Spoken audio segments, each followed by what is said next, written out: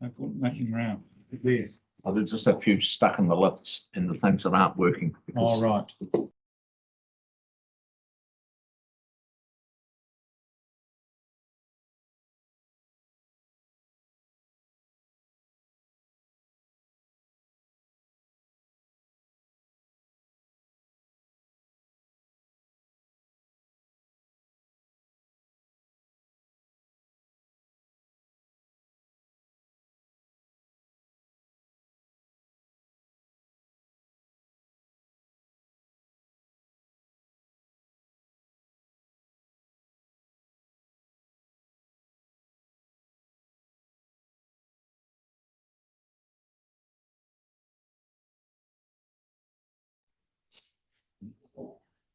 Welcome everyone to this meeting of the Safety and Resilience Committee of the Otago Regional Council.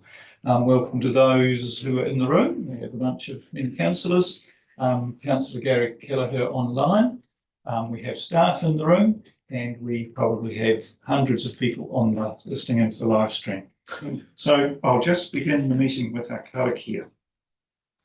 Tuia ki runga, tuia ki raro, tuia ki waho, tuia ki roto, tuia ki te here tangata, ka rongo te pō, ka rongo te ao, haumia kuia taiki. Thank you, everybody. Good to have you here. Now, we're scheduled potentially to go through till 5 o'clock. I suspect we will not be here that long. You never can tell. Just before we get started, a couple of things to mention. We've got 3 papers on the list today.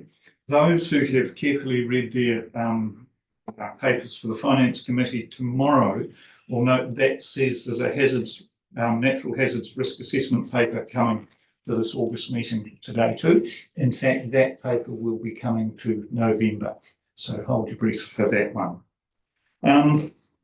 For those who are wanting some further reading, I note that the Hawke's Bay Independent Flood Review came out publicly a couple of weeks ago.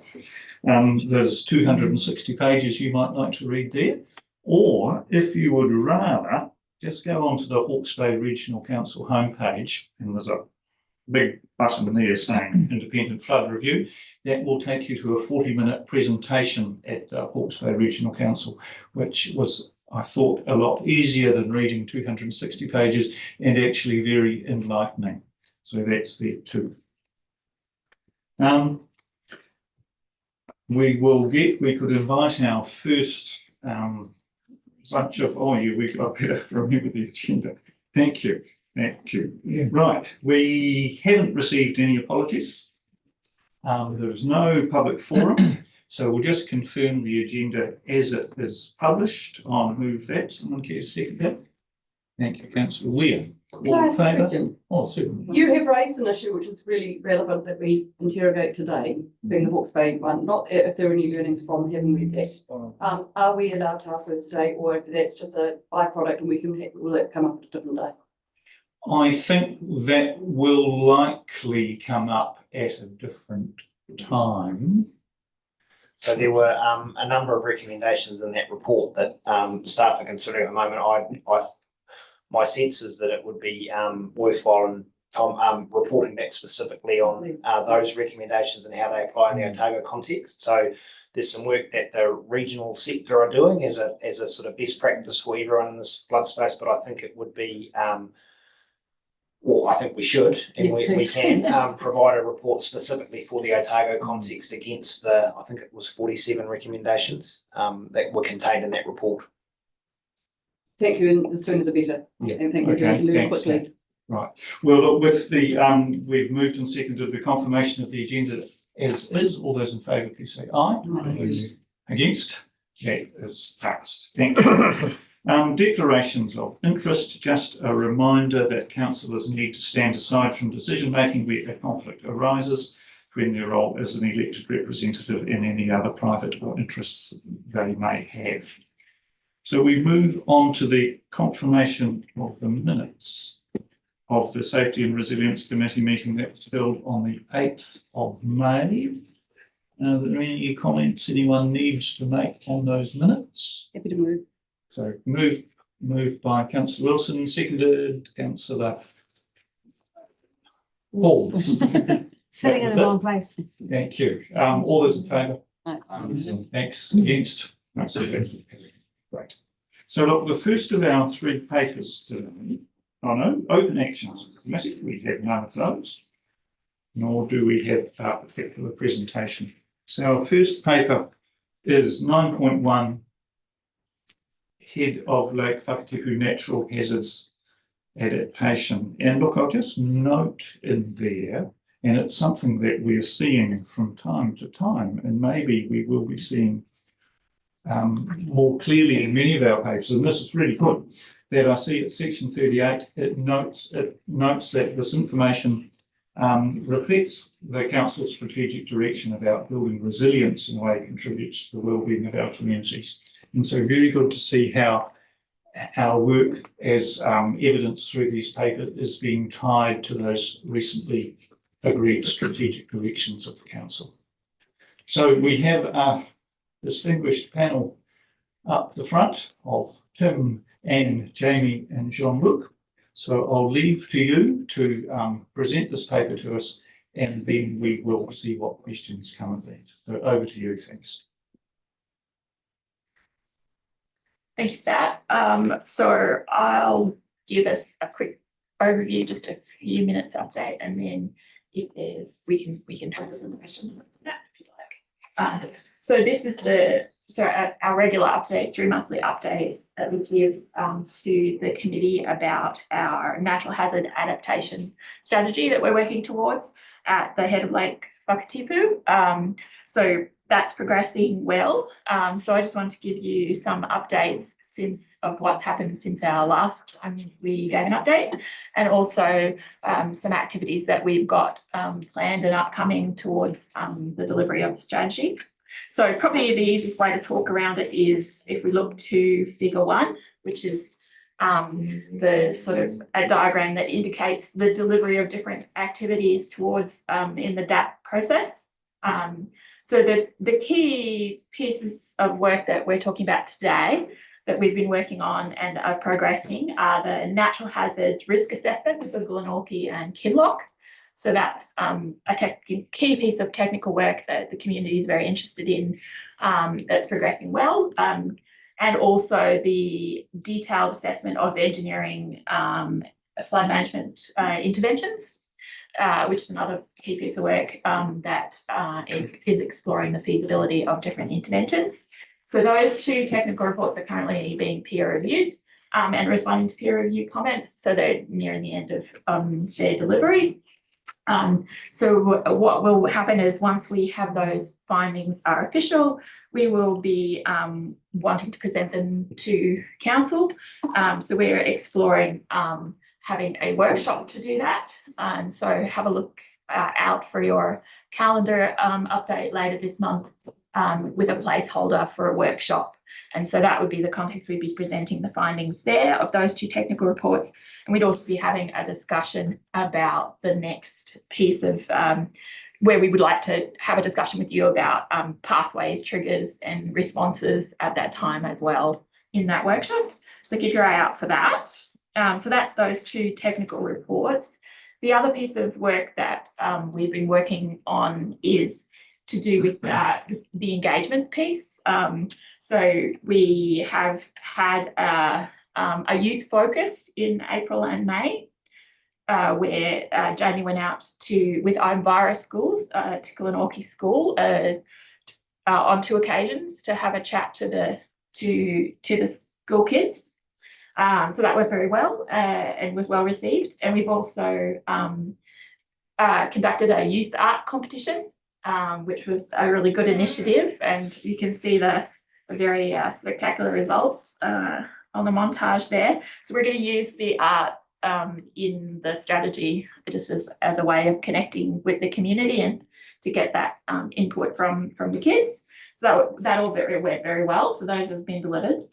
So the next piece of community engagement is around the same technical findings from those 2 important technical reports, and also the pathways, triggers discussion that we want to have with the community as well. So basically we would be, having a workshop with the council, and then look out for a placeholder in September will be the community engagement, and we'll be going out in person to talk to the community to make sure they're aware of the findings, and also, they give them a chance to ask any questions they have, and also to delve into the sort of setting up what their preferences and what their thoughts are about pathways for the future of Header Lake.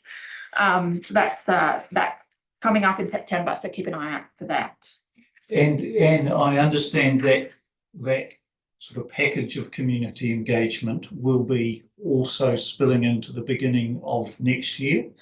Yes, so the September one is specifically around these two key technical reports that we're getting information back, and that we want to feed that onto the community because both of these reports are partly in response to things that the community is very interested in. So one of them, the risk assessment, is around how does their risk compare to other places? Why Glenorchy kind of question. And the second piece is around what sort of possible interventions might be and nature-based solutions might be possible to have increased resilience in against the hazards. So those two key pieces of technical work, and we want to present those to the community. And we also want to get feedback and input towards the information that we contributes to the strategy development stage, so the writing of the strategy, and that's around what are their preferences for different responses, do they have any preferred pathways or triggers that they would like to see included, so we can have that input and include that in our writing. And towards the end of the year, the intent is that we would go out with the draft strategy document after we get permission to do so, and we would have a feedback period with the community for them to provide input on what they think of the draft strategy, and that's the piece towards the end of the year and into the new year. We've had the peer review, responding to peer reviews has taken a bit longer than we thought for the technical reports, but it's very important for the quality of the documents.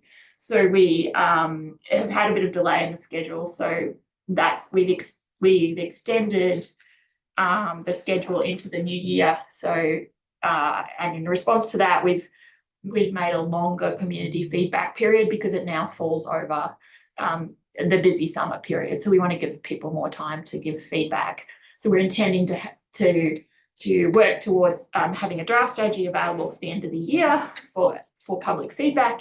And then in the new year, we'll get all of that feedback towards the end of February, so have 3 months for the people to make feedback, and then we'll incorporate that in the new year. So that's the revised schedule.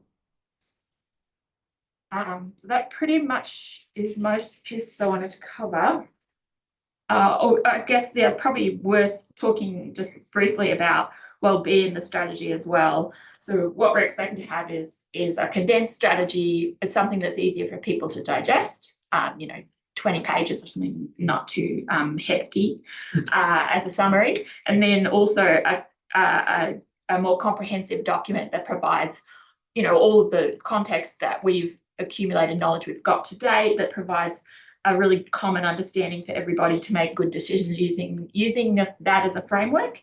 And then we will have action plans that are actions that are committed to by different agencies, and those are things that are already either underway or planned in long-term plans already.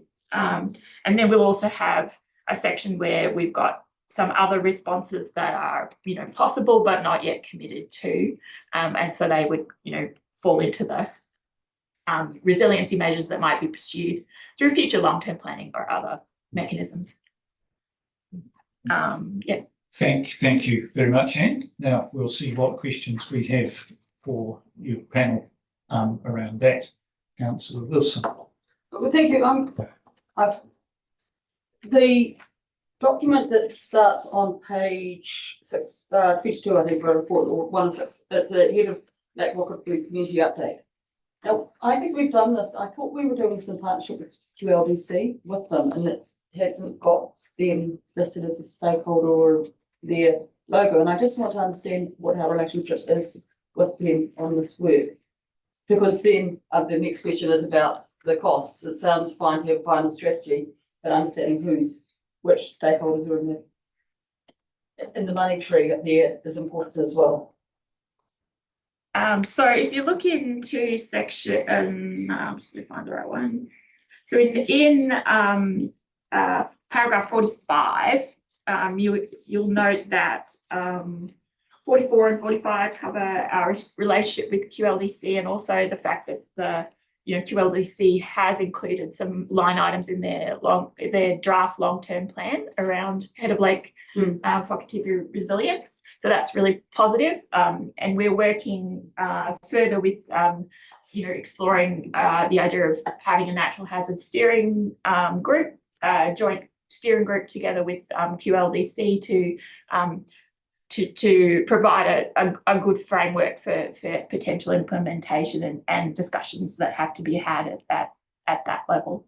Yeah, so when we go to the community, I had thought some of these reports come to us and some go and also to QLDC. Yes. And yet the community newsletter, and I thought we were doing this hands in hand really with them, but the newsletter is only from us, is that correct? Yeah, so the newsletter kind of originated as a way really early on in the program as well to give updates on what ORC are doing, specifically I think to address a couple of things that were raised by the community and then showing that we were addressing them. Currently, it is like led by ORC, and we do run it past QLDC, and I guess if they wanted to use that as a mechanism to include updates around things that they wanted to share with the community, they could. But at the moment, I guess it is kind of being led from ORC, but it's not necessarily that they're not involved, but it's just, maybe that's something as that relationship kind of formalizes a bit more too. But they are certainly involved with engagement planning and with the kind of communications and things, but it is led by ORC at this stage. And it's just something to note, consistency and And look, I understand you are intending to present a workshop to the QLDC councillors in the relatively near future. Yeah, so that's another mechanism we're exploring, giving them an update in September about the program and bring them up to speed as well, and the potential implications of the various reports that we have to date. So yes. Thanks. Councillor Forbes. Thank you. This is great. Thank you very much. I'm just wondering how your community engagement is going. I mean, you've got a newsletter in there and you're inviting people to comment. Do you get a lot of comments? Is there anybody in Glenorchy that's going to say, what natural hazards? I think possibly within any community, there will always be some people who haven't been engaged with things. So it's really hard to gauge if you're reaching everyone. That's always a really challenging thing that any kind of people out there trying to do engagement will come across. We certainly have a really engaged section of that community, and people who do come along to events quite consistently and give really good and deep, meaningful feedback, and have a lot of local knowledge that they're sharing with us. And in terms of this next upcoming engagement session, we're going to be trialing a couple, different comms mechanisms to try and reach some of those people that might be less aware of what's going on. But also we have some really strong kind of support, particularly from the community association up there, who are also really good at spreading those messages as well within that community too. So yeah, just kind of using the networks that already exist to spread the messages and reach as many people as we can. thank you. Thanks. Are there any further questions? Yes, Councillor Murphy. Just looking at the figure 1, which is the program overview of key activities. The green boxes have been completed. I take it. So just interested in then what the options are around the Rees Bridge. If you can give us a bit of an update on that. Yeah, sure. So that, sorry, there we go. That was a report carried out for QLDC. It wasn't an ORC report, but it was, I guess, prompted by some of the work ORC did earlier, which, didn't say it identified those issues. They've been well known for a long time, but elaborated on them. So in response, QLDC carried out a report looking at how the bridge may be impacted in future by riverbed aggradation and other processes. And yeah, it concluded that, it's quite concluded, but it was looking at the long-term future and viability of the bridge structure. So there has to be any investment in the bridge to make it, stand a flood, or, I mean, where are we with it? Is it any good? Whether it's a QLDC decision as It's to, not ours, okay. that they're the roading manager. Okay, and the development of a flood forecasting model for Glenorchy, is that us? Yes. So how has that turned out? It's been going well. That was developed, I think, earlier last year. Had it for a while now, and tested it through a number of higher flow events, and particularly following the September event last year, we went and revised the model. And as we have higher flow events, we'll continue to check its performance and revise the modelling if needed. But it gives us a very useful indicator of how high the water level in the lagoon may rise to, and potentially several days of early warning time. So useful tool. Just add one thing around the flood forecasting model. So the condition to have a flood forecasting model was to put monitoring station in the lagoon, and that's something we've done about 3 years ago.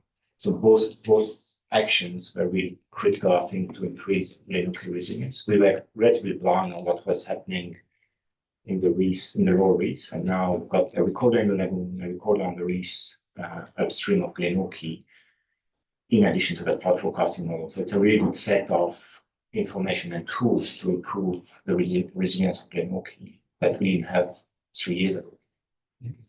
So what sort of intense weather event will create flooding that we have to be concerned about? It depends on the source of flooding. So Glenorchy is exposed to reef flooding. That's water coming from the reefs overtopping into the lagoon and potentially overtopping the flood bank at the north eastern side of Glenorchy. The other source is the lake. The lake can get to a level that will start flooding houses in Glenorchy. The other two sources is one is the Buckleburn, which is a small catchment that is flowing south of the Glenorchy township, and the last source is just local rainfall accumulation and stormwater.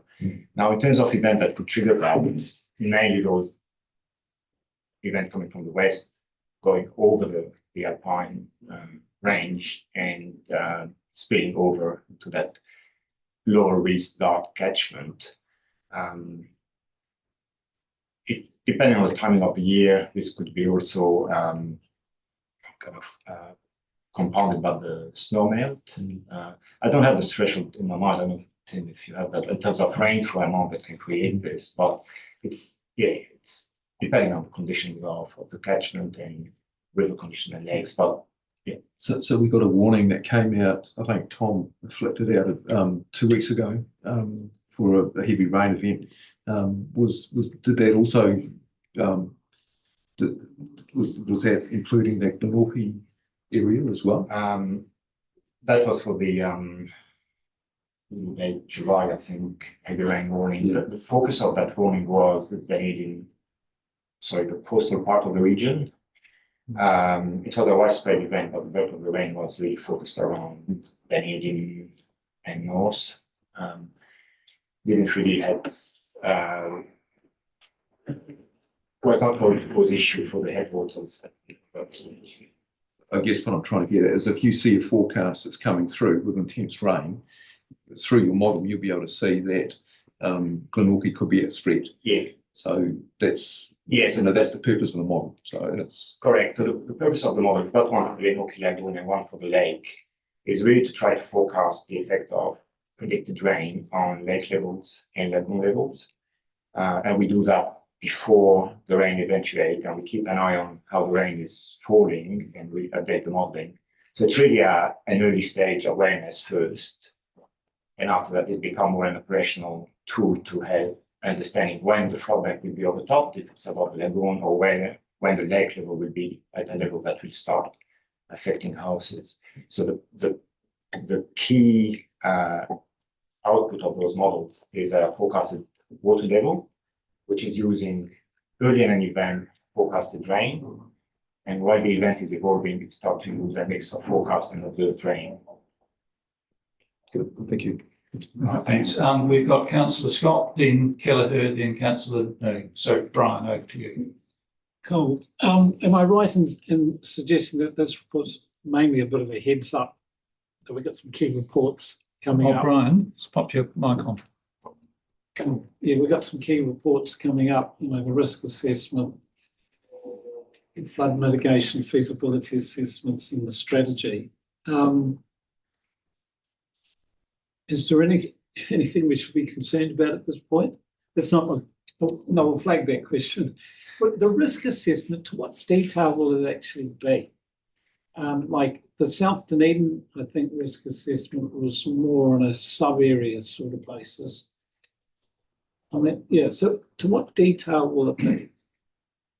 Sure, I can talk to that. So there's two risk assessment approaches we're using. So the first is it's a little bit simpler, a risk matrix approach, where we've essentially mapped out the risks based on their likelihood and potential consequence characteristics. And the second is a more detailed numerical calculation of risk, both potential risk to life and to property damage. In terms of the spatial resolution, that's really governed by the resolution of the input data. So for the flood hazard modelling, we've got feeding into the risk assessment, that's quite high resolution. For the liquefaction hazard assessment data, that's a little bit coarser. So that's a key influence on the ground resolution we're able to get out of the. Is it on a property basis or a street basis or a? No, it's not intended to be per property or that's fine because the input data feeding into it wasn't either. So we can't increase that resolution, but it's a great start in terms of having a much improved understanding of the risks. And Brian, you may recall that in the November Safety and Resilience Committee, we're getting that report on the whole Otago Natural Hazards Risk Assessment Project. Councillor Kelleher. Thank you. Just given that the Rees Bridge was just raised in a previous question, and I think the response that I interpreted was it's really QLDC's issue to resolve regarding that. We will be fine with them if the solution for them to keep the capacity they need under that bridge, we'll be fine with them shoving a dozer in there and making sure they have that capacity under that bridge to protect their asset. So I'll answer that one. So we would work with them to ensure they had the right regulatory approval so they can do the work. Excellent. So that's a yes. Thank you. Thanks. Andrew. I think, Mr. Chair, paragraph 39 just talks about and references the regional policy statement, and there's one particular policy that is referred to, and it's about identifying areas in the region subject to natural hazards and describing their characteristics or their characteristics as required by policy, blah, blah, blah. Has that actual policy been challenged or appealed through the RPS process? Because I'm just wondering why it's obviously an important role that the regional council play in making our community aware of where natural hazards exist, but I'm just wondering whether that one's been challenged. If you could give me the policy reference, then I'll have a look and make it. So it's, which policy was it, sorry? Its policy has HAZ, or it has its NHP1. Awesome, thank you, I'll come back to you. Thank you. Thank you, Anita, and thanks, Andrew. Any further questioning, or are we ready to move on? Looks as though we are. Lloyd. Yeah, just quickly, just risk. I've got just a couple of questions. One is, it's really good the work that's been going on, but my question is, at what stage we can assess the risk and tell people what the risks are? At what stage do we pass it over to the people to decide what they do with it?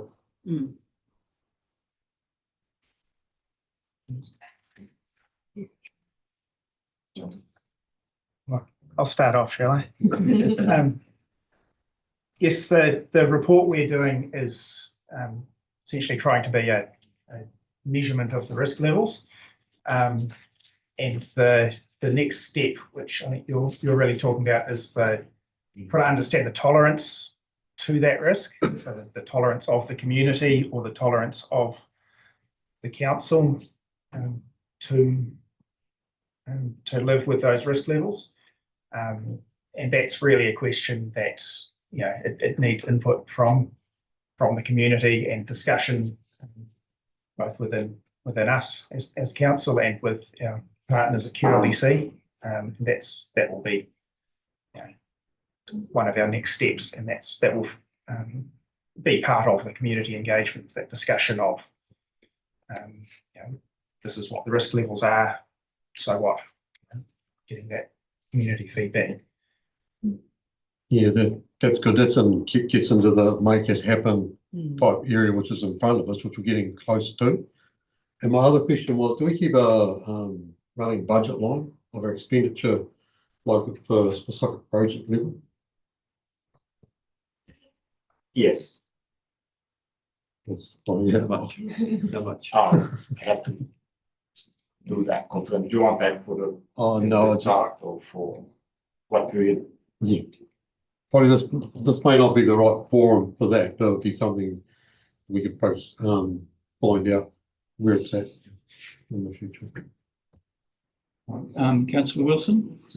I'm glad for the last questions. I think it's actually important that we understand how much we are investing in this project under general ratepayers and the contribution that may be required when we finally do LiDAR for all of Otago and find that we've got quite a few of these. So I hope it can get reported up, whether it's here, especially for you, the chair, or to the finance committee at some stage. I'm not quite sure if you've got that in your ability to do it. Thank you. Councillor Malcolm, did you have your hand up? No, I'm happy. Yeah. Relay. Right, look, I thank you for that comprehensive questioning. Jean-Luc. Mr. Chair, I just ask a clarification on what exactly the budget reporting is about. Is it going to be just a summary of how much spending was done for that head of the lake project since start, or it's something more refined than this? We will, how about a number of people to confer on that? Or Richard, you had a right idea. Well, I think it's appropriate to report on the cost of the project. So there's a financial consideration section within each report. So next time, rather than a specific report, just on this next time, there is an update on this project. Just within that financial consideration section, we could report on cost of the project to date. And obviously we went through the exercise of ensuring that the allocation within the long-term plan budget was appropriate for the work remaining. So that was done, but we can certainly bring it up to date, just to be transparent with people as to how much we have spent on this one. If I could just respond to Councillor Noon, yes, it has its NHP1 has been appealed to the Environment Court. There are 3 appellants and 7 complaints. Can I just?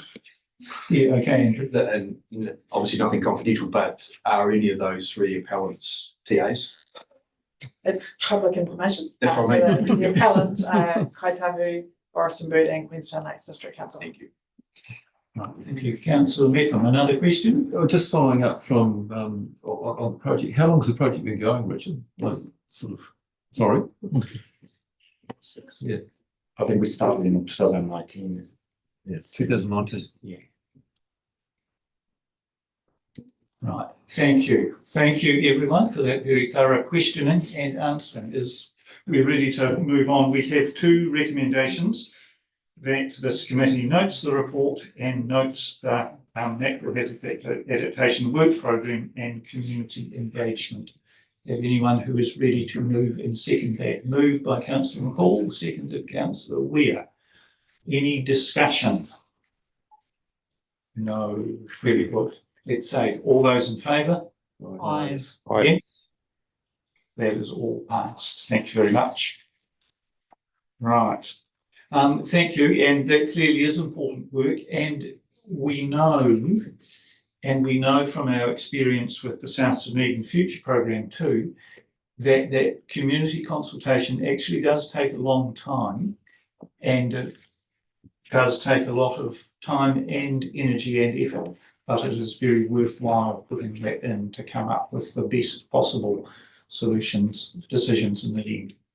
Now, panel, please don't go away, because we welcome you back for the Clutha Delta Natural Hazards Adaptation Report.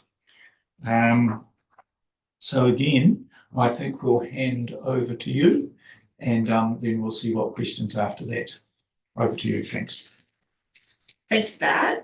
So our Clutha Delta Natural Hazard Adaptation Program is in an earlier stage, obviously, than Head of Lake Whakatipu. So it is, a complex system, low-lying area, exposed to a lot of hazards and interacting with our built infrastructure through the drainage scheme and other aspects. So it's quite a complex one. So since our last update, we have Clutha District Council has agreed that they would like to be a partner in the program, and that we should pursue a memorandum of understanding between the councils. And so we are preparing, working on that, and we'll bring that back once we have worked with them on that for approval. So that's a good step forward in the governance space, to have a partner on board. We're also developing an integrated program plan that includes engineering activities as well in with our natural hazards, and also an engagement plan as well. And we're piloting the in development engagement framework that ORC has put together. So that's been good.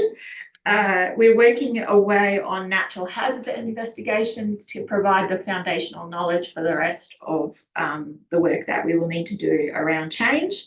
So some of these include, we've got the engineering investigation into the Coal mouth, and the Purua outfall is progressing, and that is partially in response to that erosion or coastal hazard event that occurred June or July. Last year. So that's progressing. We've also got a liquefaction hazard assessment. So Tonkin and Taylor has recently been engaged to conduct that liquefaction hazard assessment to improve our understanding across the Delta. And we've also pursuing a flood hazard assessment. So some detailed flood hazard modelling. And we're going to do a lot of that in-house. We're also getting some expert advice, for example, from NIWA, to help us to define the appropriate events that we want to have a look at there. And as part of that sort of flood hazard assessment, there's a sort of secondary part of that, which is to do with there's a strong community interest in the bed levels in the Clutha, around Clutha, and how they might be related to flood hazard. So we're going to do a bed level trends analysis to inform as part of the flood hazard assessment. So there's some details around that from paragraph 37. And as part of that work, we have recently collected some bathymetric LiDAR, which is we've piloted that. That's quite a new survey method for us. Normally it's go back and forth on the river. So we've collected some cross sections, and we've also collected this bathymetric LiDAR, which provides really high resolution information about the bottom of the river, and that we're going to have a look at that, the results of that LiDAR, and have a look at the data, and then see if it makes sense to expand that program for other parts of the Clutha to inform the flood hazard assessment. So initially we just have it for a sort of pilot area around Clutha, because that's where our strongest area of interest initially, and then we'll just have a look at the results and then decide whether it's an appropriate tool to expand to other areas. So that's a really good initiative and providing really very, very high resolution information. That's a great step forward there. The other important work that's now up and running is to do with the coastal hazards forecasting. So this is not just for Molyneux Bay, this is also for all along the Otago coast. So we now have coastal hazard forecasting in place. It's a service provided by Met Service, and we're getting 12 locations spread along the coast. So if you look at figure 3, so those are the locations that we're getting coastal forecasts for. There's an online portal with the coastal hazard information, and it's the forecast of various parameters that help us to understand, making an increased awareness of potential coastal impacts that might be upcoming. And so we can, be prepared for that, and feed that into our flood operations and emergency management, basically. So we're still going to evolve thresholds over time and things like that, but we have these detailed forecasts which are really useful for the whole of the coast. What's the piece? I think that's the main one. And then, so we're also, one of the key parts of the MOU will be around how do we look at, alignment of some of, key areas of interest for both councils, to do particularly with like community engagement, communications, and iwi engagement as well. So just, also want to make sure that we're all on the same page around those, and integrated. That's what we're heading for. I think you're probably most of the update. Thank you very much again. And look, it's really good to hear about those new techniques and new information, but bathymetric LiDAR and that coastal forecasting, which will be, as you say, new things for us to bring us better and more timely information, and not only for this project, but throughout Otago. Any questions from councillors around this paper? Councillor McCall. Yes, thank you. Just around the LiDAR information. So you've done readings in June 2024. Just a couple of things. At what stage can you get at what stage can you come back with some indication or some knowledge as to results? So I assume you're going to have to measure now and then in a given time period in the future to get to some understanding of what's happening in the river. And that's my first part. The second part is I just noticed that downstream of the main Clutha Road bridge, where the infamous island keeps occurring, there seems to be only one cross section just prior to the island. I sort of thought there might be more than one in that specific risk zone. Is there a reason for only having one here?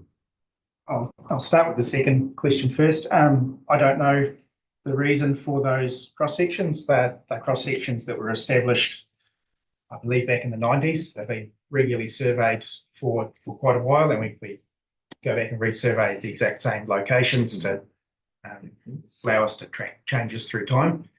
So in terms of when we can have new information, with the latest survey, we've just got the data in, we can compare back to previous years in terms of change up till now.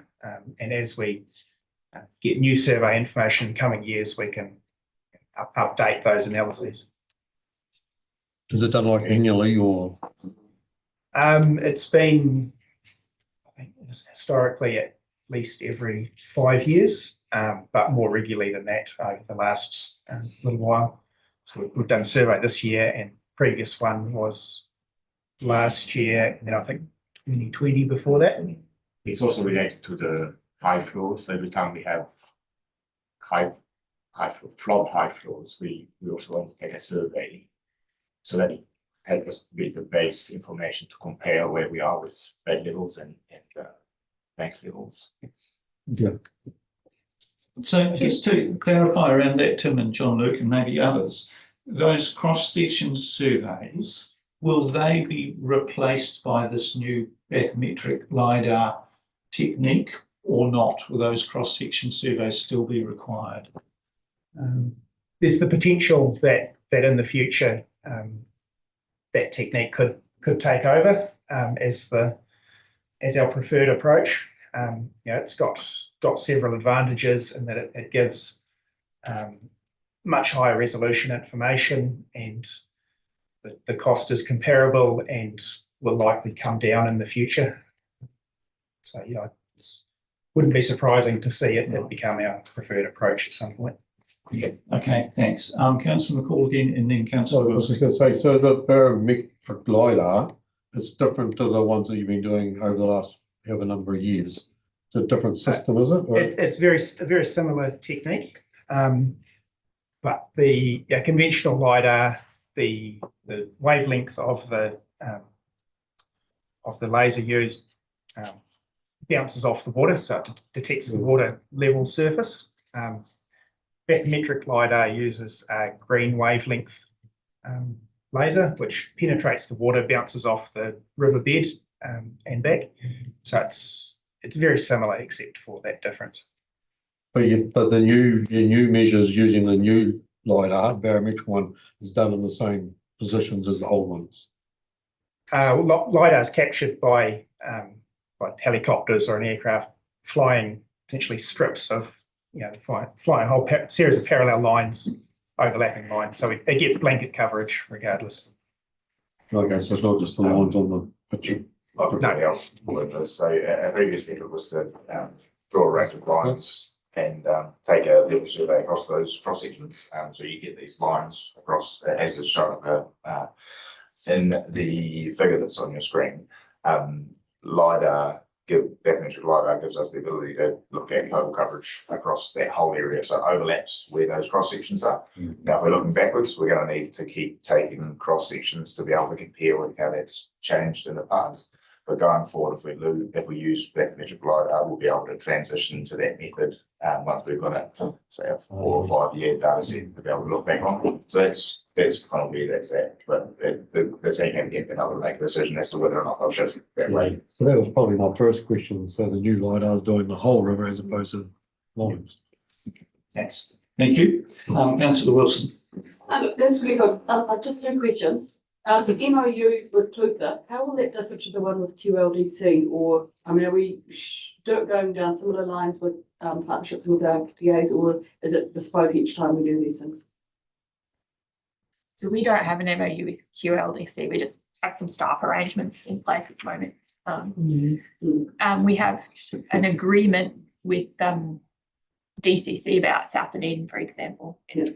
It's a good point. Yeah, no, but it's probably one of my frustrations is that, and why I haven't been able to really nail this, and it's something for us to discuss later. The other question I have is the LiDAR or the cross-section information, is that publicly available for, this is a report that will be of interest to a lot of people, and I've never seen that cross-section. I didn't know where to look it up, but can I see and find it on our website? It's not on the website, but it's publicly available and provided on request, and we do that very, very frequently. People or consultant engineer asking for cross sections. Okay, so I will raise that as an issue that I hope that the chairs will talk about making the stuff publicly available rather than having to be requesting it, and what that policy is at some stage. Thank you. And just for the LiDAR, it is available through LINS. Yeah. Is that up now, the ones that we've just got? Yes, the coastal area and the Manuherikia catchment that's been captured in the last 3 years, that's all available publicly through the LINS website. Yeah. Thank you. Thank you. Councillor Kelleher. Thank you. Question might have been answered, but I'll just check around LiDAR and my experience and background with LiDAR. that it's accurate on bare land, but around rivers and trees, it contours over the trees.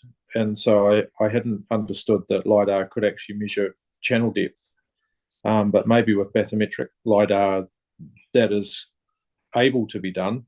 I would have thought those cross sections would have been a necessity into the future to maintain consistency across what have been measured, so that anything technically sort of inaccurate would be double checked.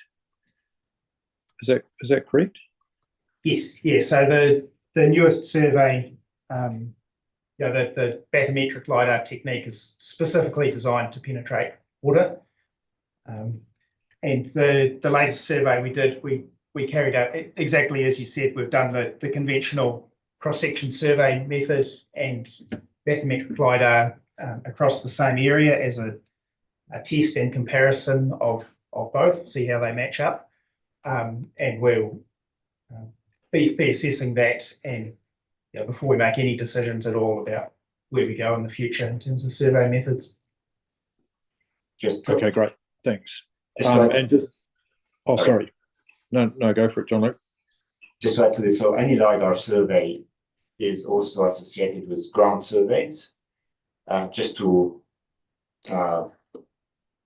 confirm the measurement. So even if we don't do the cross section, the LiDAR will have spot checks on the ground.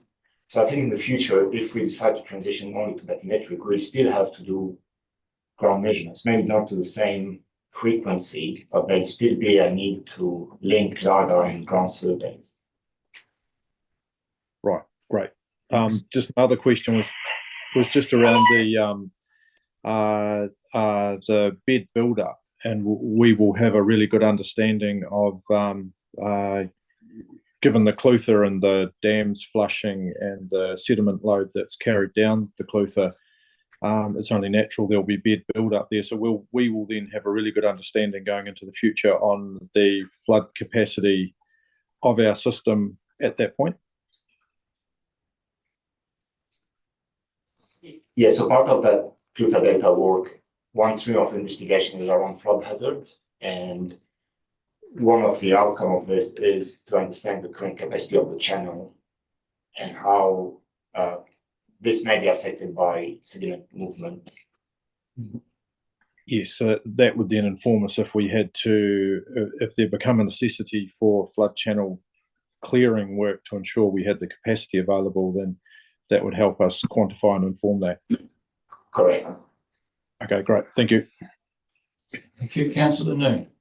Thanks, Mr. Chair. My question is probably for Tom, and it's connected with the previous report and this report. But when we talk about technical reports that have been received, and sometimes we talk about peer reviews, and sometimes we talk about external reviews. And I assume when a technical report is received, that whoever the consultant is internally review it, someone further up the chain within their own organisation. So are you just able to explain to me, when we talk about an external review, that's obviously another consultant reviewing another consultant's work. And then if we just talk about peer review, is that a reference to the report that's been received from the consultant and someone in the further up the chain has done that work as part of the package? Yeah, so generally speaking, the level of review that occurs with the report is consonant to the level of risk associated with the report. So obviously every person, every set of eyes that you put on a report, every bit of feedback you receive adds costs to developing that report. But where a report has a level of contention, or where the information needs a significant level of vetting because of a high level of consequence, we start to apply greater levels of peer review. Sometimes that can look like internal peer review within, just using the internal peer review process that a consultant would use, which they do anyway. Then, if that risk grows, we look at external peer review. We also provide a level of peer review as staff when a report comes back before it's released in a final form. But that the level of rigour that occurs with that is often just directly related to the level of risk associated with the report. In this case, we've got a reasonably high level of peer review lined up. Thank you. Thank you. Are there any further questions? Yes, councillor Malcolm. Yeah, going back to your 3740, and this is probably more a question to Richard CE than anyone else. So we're doing something now. We were probably concerned about it, but community concerns have been raised about the bed level and the build-ups. And so we've got a good working arrangement with QLDC, and we're now doing a memorandum of understanding with Puta. So have we got a point in all these negotiations where we change from the whole of Otago sorting out the natural hazard issue, and then it becomes the responsibility of the local area where the hazard is? So I'm just saying about treating that trigger point should actually be set for each at the same level for everyone. And what is that level, and when, if not? I can probably have a crack at that. Look, I think each situation is going to be different. The application of each hazard is going to have a different set of factors. So hazards, if you take Glenmore, for instance, there's a river and flood hazard in that place. But there's a river and flood hazard that doesn't have a significant level of modification at the moment. So ORC provides a lot of information in terms of what that flood hazard looks like, and support to that community in terms of understanding what that might look like, the levels of risk associated, and what their options might be in terms of how to manage that flood hazard moving forwards. Whereas in Clutha, that might be quite different because there is a significant flood scheme in place already, and so while there's a flood risk there is already a scheme to mitigate and manage that flood risk that we operate and manage.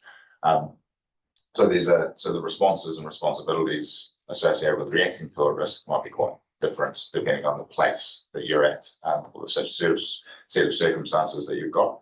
I think one of the reasons you see different levels of agreement with councils and that sort of thing as we start to move forward with these types of partnerships is there's a different level of interest or a different level of engagement in terms of what one party or another party might do to respond to that hazard. Some of the responses might be planning related, district plan related, or policy related, and some of them might be infrastructure related, and some of them we might have a direct impact on, and think there might be jobs that we carry out and do, and in other cases those jobs might be carried out by another entity. So I think it's all related to place and the type of hazard and the circumstances around it.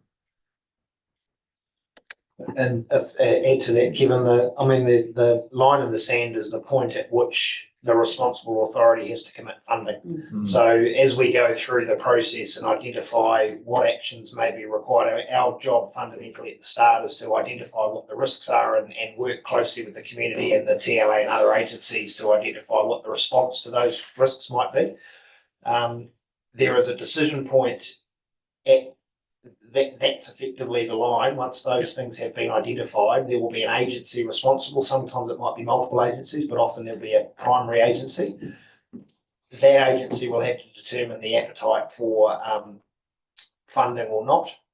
Some of those actions will sit with us and they'll come to this table. And there'll be a specific discussion on a response we might take in a particular location.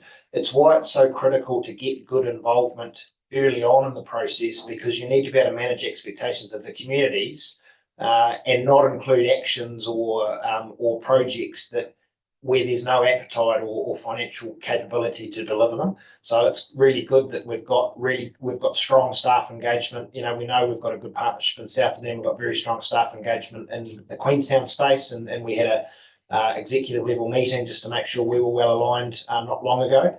And then we're establishing that in this case in the Clutha.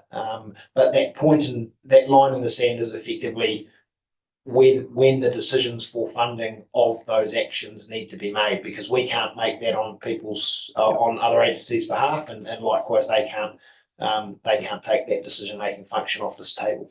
Yeah, no, I'm really comfortable with that approach, but is that articulated to those people at the start, and that they know I'm sure they do know that, but I mean, it's just, I think it's really important that we know that that is the point in the line where we say, well, and I'm not saying we're running away from it, but that's where we've got to have that consideration. Yeah, It's that's right. It's a good but it's point. got to be consistent Process. and consistent Yeah. is the key part. Very good report. Thank you. I'm happy to move. Thank you very much. No. We're ready to go. So move, there's just one recommendation that we note the report. Councillor Malcolm has moved, seconder. Councillor Forbes, got your hand up. Thank you. Any discussion on that? We've had plenty of discussion and questioning. All those in favour? Aye. All those against? That is all agreed. Thank you very much for answering our questions there and for all your continuing work on these important projects. Yes, Lord. Sorry, Alan, good work, very speedy. I was just wondering, there was talk about a quick briefing on what's happening at the mouth just now. Sure, it was written there somewhere since our last meeting. We're calling it tactical maintenance, I believe. But yes, look, I think we've got time for a brief, put that in briefly now. Don't have to. Or read somewhere that you're going to. Just because you've been away for so long. In terms of an update on the situation at the mouth, I think it's in terms of the engineering team's work there, it's business as usual. Keeping an eye on it and making any repairs if needed. And that's really a bit of a holding pattern, waiting on some of the technical studies that are in progress until we have those findings and can consider where we go next. I think we will have to leave that one there. Because we're on Yeah, to the next so page. perhaps I'll just put that in my head that we can find it out. That's all good. Right, okay. Thank you very much, everyone. And now we're on to 9.3, Civil Defence Emergency Management Partnership Report. And I believe we're welcoming Tom Dyer up the front.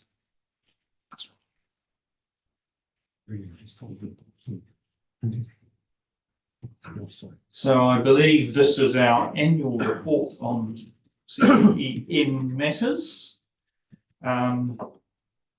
Reporting on delivery of ORC's responsibilities under the Otago Civil Defence and Emergency Management Agreement for the second half of 2023-24. So Tom, we'll hand this over to you.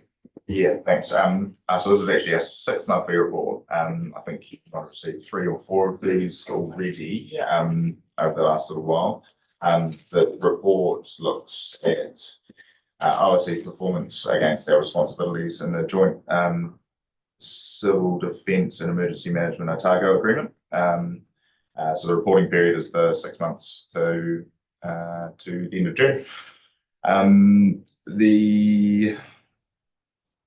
I guess in terms of a couple of quick highlights, so it focuses on 59 responsibility areas outlined in the agreement. There's no change since the last 6-month report in that measurement. There are also a couple of graphs displayed in there that look at our number of staff that are trained and able to carry out our responsibilities during an event. And we've managed to increase that number through a range of actions over the last 6 months from a total pool of 37 to 49. Note the loss of 1 controller, but that was still still meet our target in that area.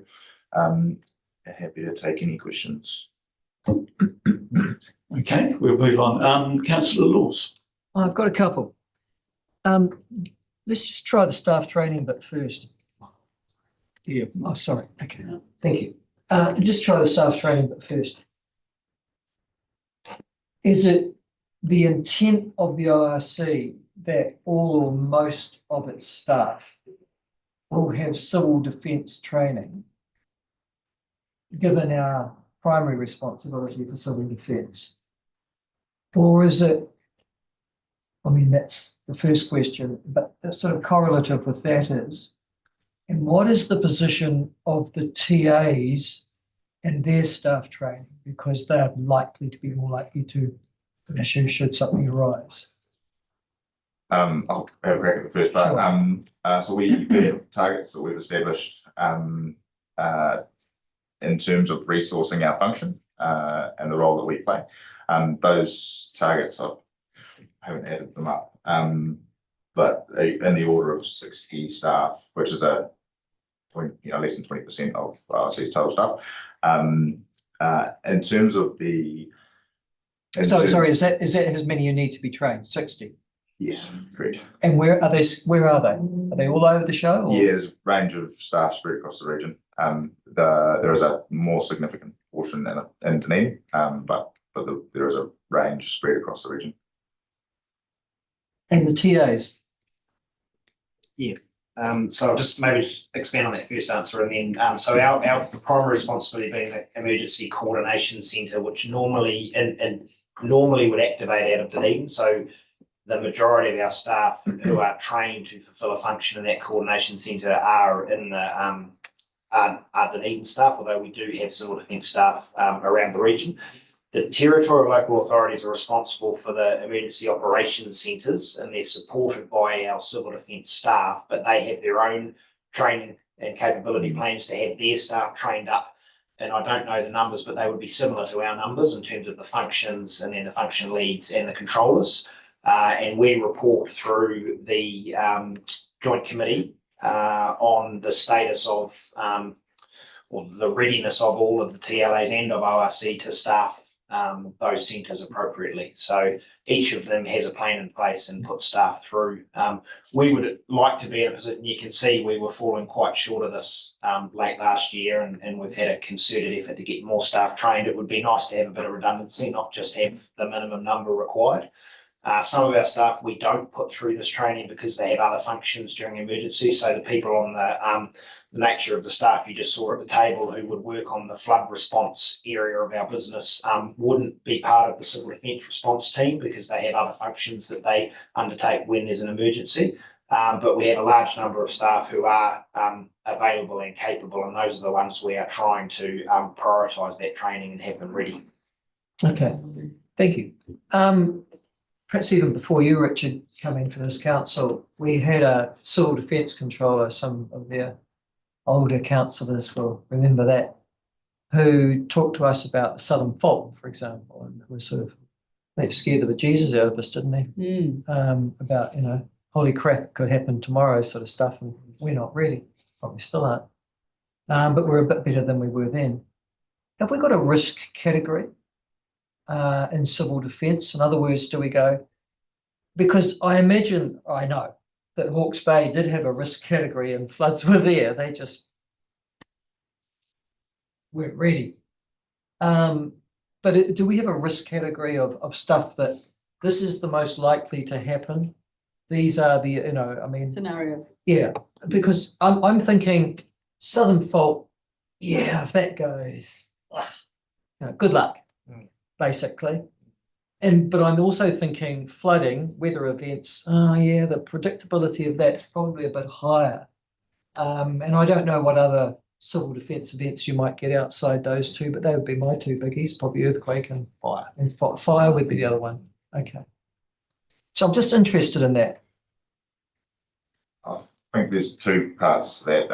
When you're looking at risk, often you're talking about natural hazard risk. And so in November this year, we'll be bringing a region-wide risk assessment that looks at natural hazard risk exposure across the region. That's one piece of that puzzle.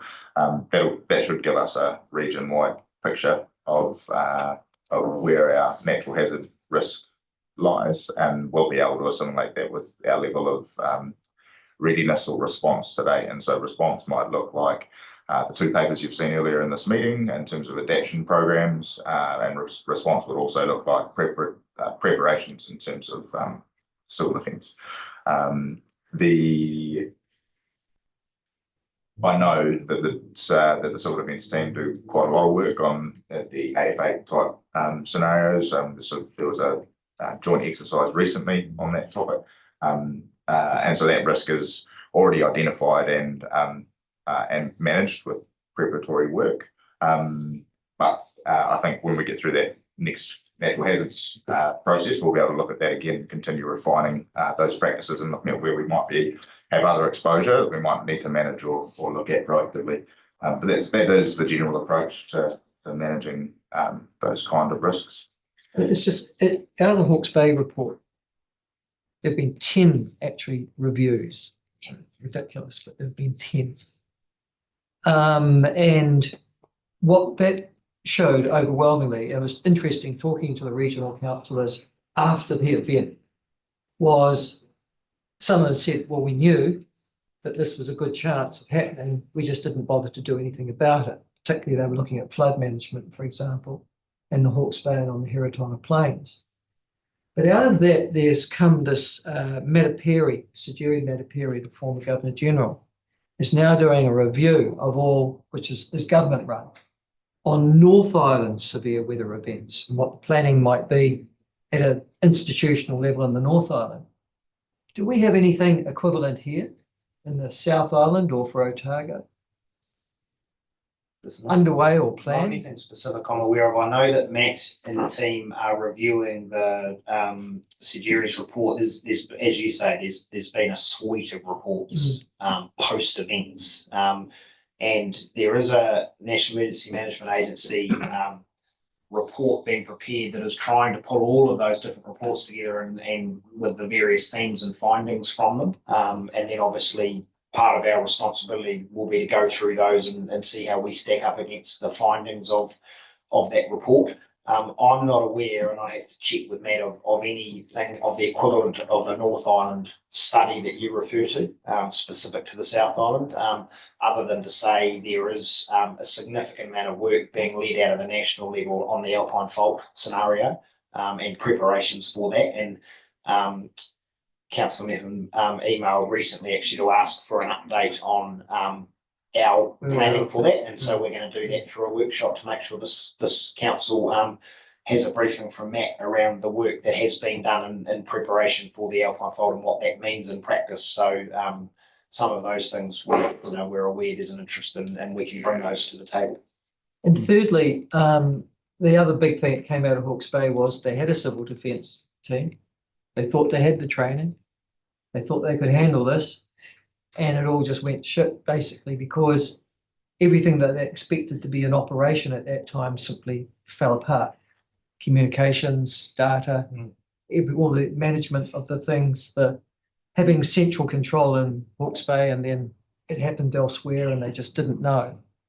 Made bad decisions, and a number of them, people died, as we know. I'm interested in, are we going to play a similar scenario here? We've got a lot of rivers. We have the potential for a number of weather events. We've had that potential in the past. The weather events have been there. Are we going to run those sorts of things, Tom, in the future as well? Yeah, I think as Rich was outlining before, we've got a lot to learn from those events up north. There's a lot of context that will definitely apply for us, and it'll be a matter of measuring ourselves against any recommendations that come out of those reports and that broad lived experience that's now up there. And taking that and trying to apply it as best we can down here.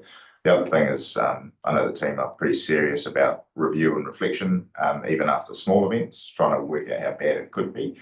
So any time we do gain experience, we try and learn from it as best we can. So even last week, the rain didn't come to much, but we went through a preparation phase and we had a pretty significant debrief, and there's a report coming together now that looks at what we learned from just even that short and quite small event that could benefit the team and their performance for next time. And we'll look to do something similar when we can reconcile all of the wealth of information that's coming out of Hawke's Bay at the moment. There is scenario training events run by the civil defence team. So the one this year is focused on AFA, but they have run them in the past looking at flood. What I would say, and I haven't been involved in anything of the scale of Hawke's Bay, but it never goes as you plan it, as you can well imagine. So, and it relies really on very good planning and very good relationships. And that's relationships with our TAs, relationships with our other emergency service providers, relationships with our community groups, because often a lot of the response is community led. So there's a lot of time and effort put in by our civil defence and emergency management staff based in Dunedin, but also, we have staff in each of our TLA areas to get those relationships strong and to get some good planning in place so that when it all goes to custard, as inevitably it can, you've got something to fall back on.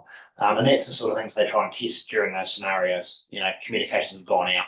What's the action you're taking? You know, the bridge that you said could never come down has come down. What's the plan? So all of those things get tested. And I think we've talked previously, the joint committee reports and minutes are online, but I can take an action just to make sure we email that out when they go up as well, just so you're not having to hunt for them. There's just a reminder there if you want to flick through them.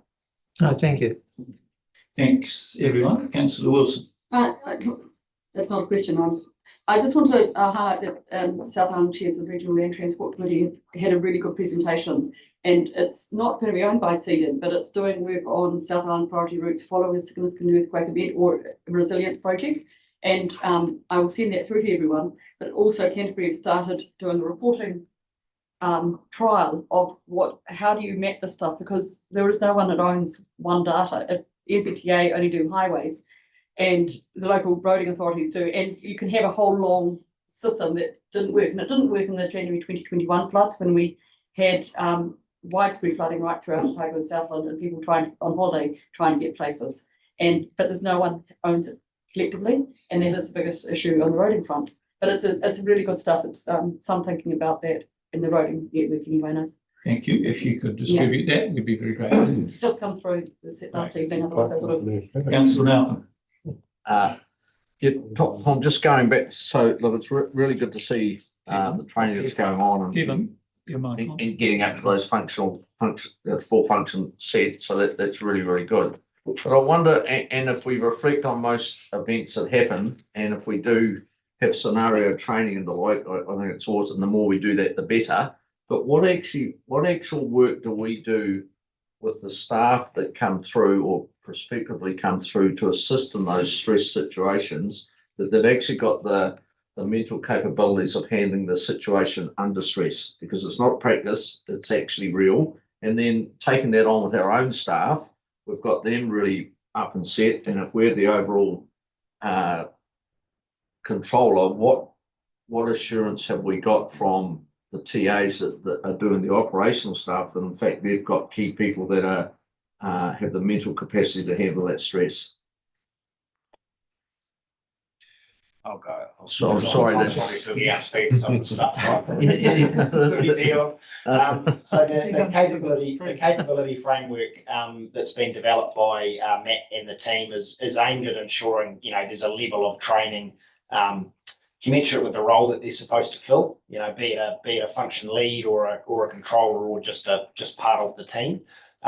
You can never, you know, again, I don't think we'd ever be in a position to say we can 100% say that everyone that comes into the civil defence bunker is, you know, we use the term mental capability, and I'm not sure if I've got that right, but, you know, emergencies will affect people in different ways. So what a big part of it is making sure the support structures are within the CM function, and understanding that of our 35 people that we've got trained at the moment, there might be a number of them that are unable to support because of the type of event and the impact it's had on them.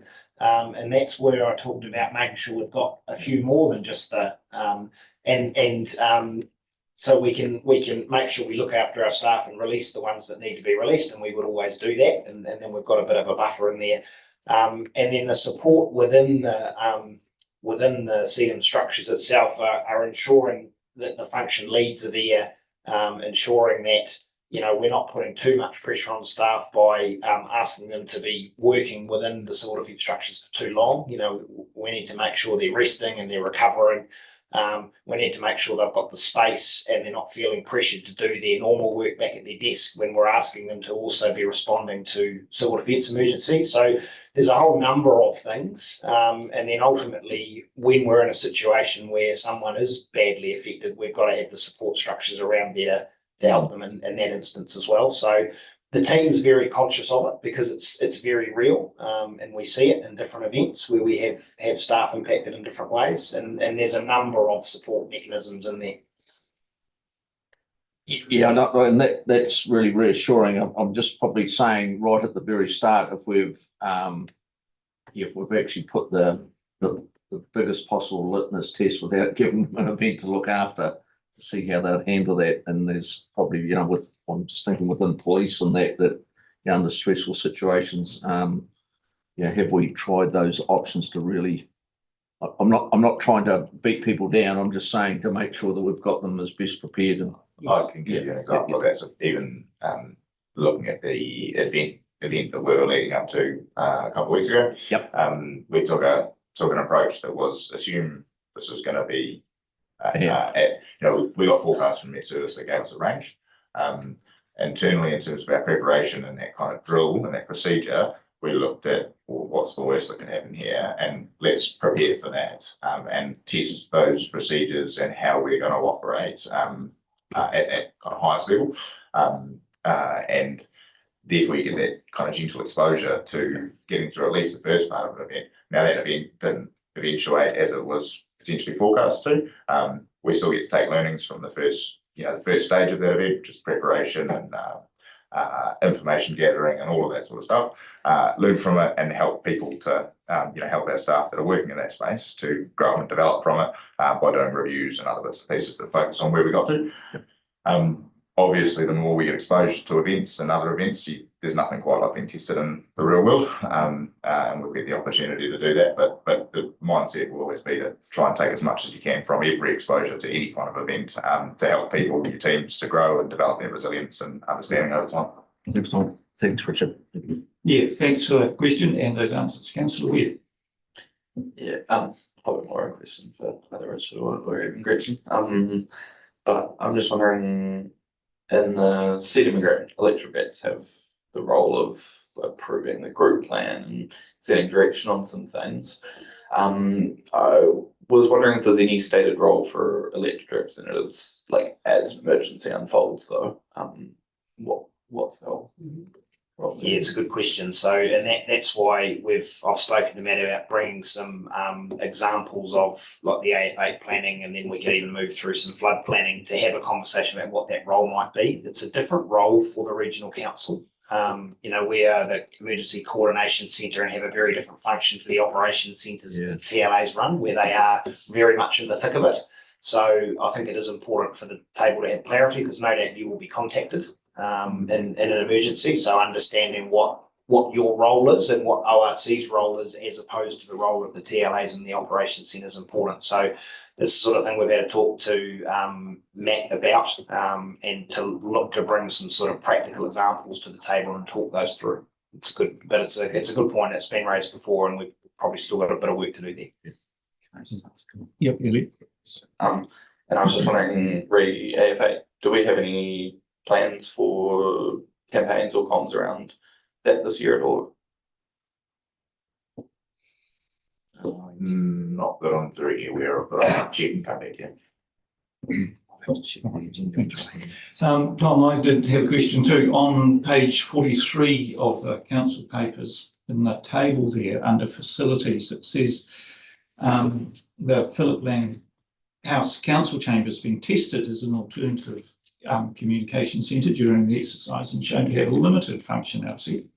So the specifications developed for the new head office will be used to identify suitable alternative ECC facilities. Could you just give us the background to explain what the implications of that is, what that paragraph means?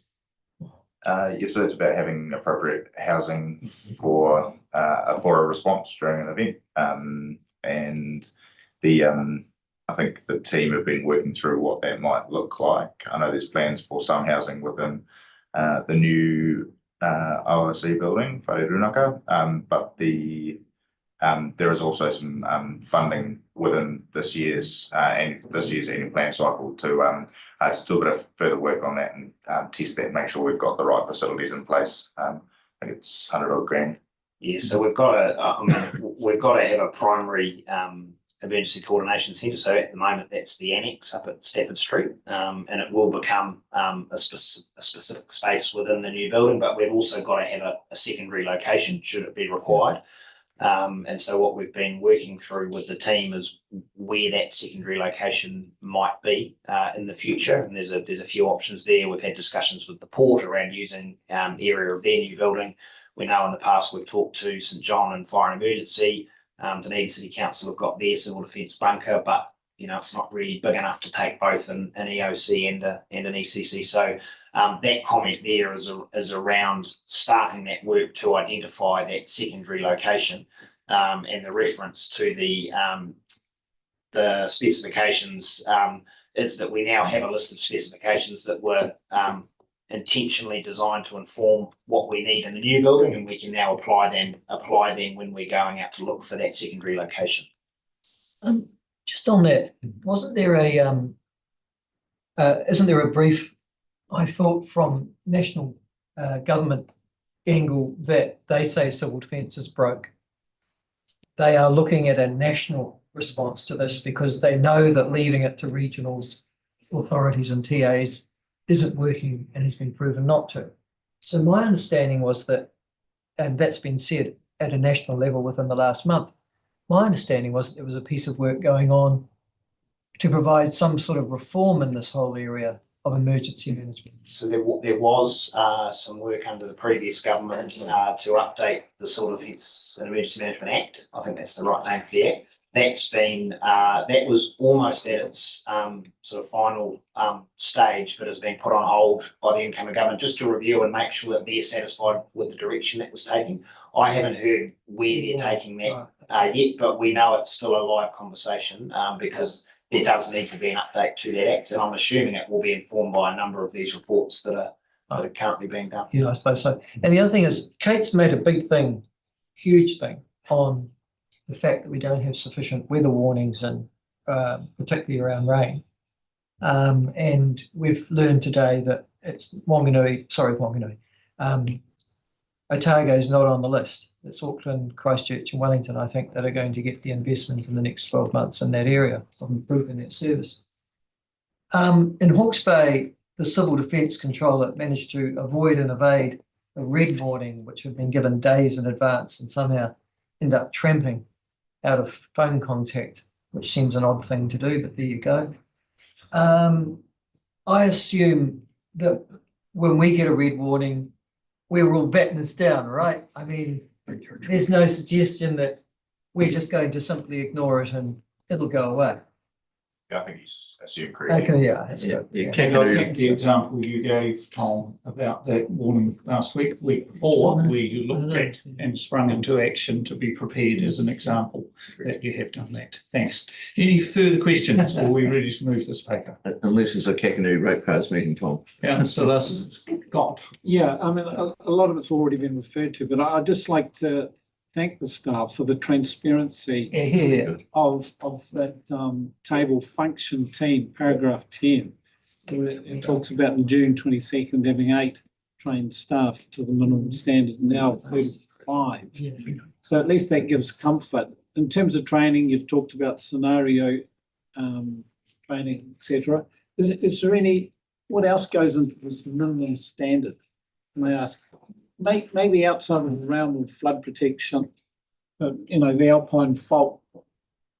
What does a minimum standard staff member look like, Richard? And an alpine fault. Do they carry a shovel? Should at least have a No, top. it really does refer to, we would like to think we're not putting staff, we're not putting any staff in a position that they haven't received adequate training for.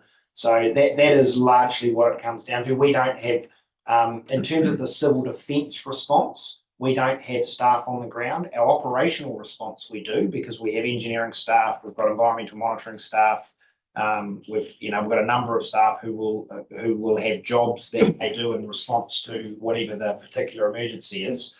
But in the civil defence space, it really is around the training that they have received to operate within that civil defence environment. It's very regimented and it runs, very specifically so that the processes and the systems are the same across the country.